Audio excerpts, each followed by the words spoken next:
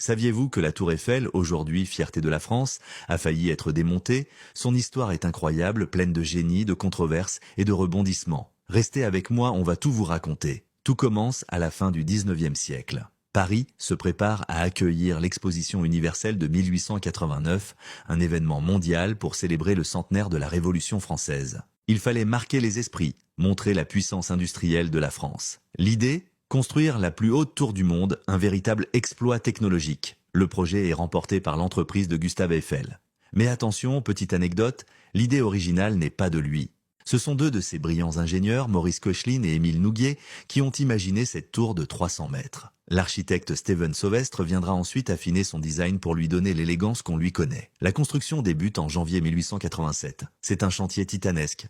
Imaginez un mécano géant avec plus de 18 000 pièces de fer préfabriquées en usine et assemblées sur place avec des millions de rivets. Le tout en un temps record de 2 ans, 2 mois et 5 jours. Une véritable prouesse pour l'époque qui démontre le savoir-faire français. Le 31 mars 1889, la tour est inaugurée. Avec ses 312 mètres, elle devient la structure la plus haute du monde. Mais tout le monde n'est pas fan, loin de là. De nombreux artistes et intellectuels de l'époque la détestent.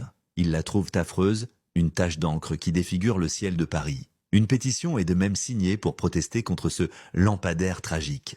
Et le plus fou dans tout ça, c'est qu'elle n'était censée rester que 20 ans. Son démantèlement était prévu pour 1909. Mais Gustave Eiffel était un visionnaire. Pour la sauver, il a eu l'idée de prouver son utilité scientifique. Il installe au sommet un laboratoire pour des expériences météo et aérodynamiques. Mais ce qui va véritablement la sauver, c'est la radio. Dès 1898, son sommet devient une antenne géante pour la télégraphie sans fil. Son rôle deviendra même crucial pendant la Première Guerre mondiale pour intercepter les communications ennemies. Son utilité stratégique était devenue indiscutable. Aujourd'hui, avec ses antennes, elle culmine à 330 mètres. La Dame de Fer, qui a failli disparaître, est devenue non seulement le symbole de Paris, mais aussi le monument payant le plus visité au monde. Une belle revanche, n'est-ce pas? Voilà pour la petite histoire de notre Tour Eiffel. Si cette vidéo vous a plu, n'hésitez pas à partager et surtout à vous abonner pour ne pas manquer nos prochaines histoires fascinantes. Merci de nous avoir regardés et à très bientôt.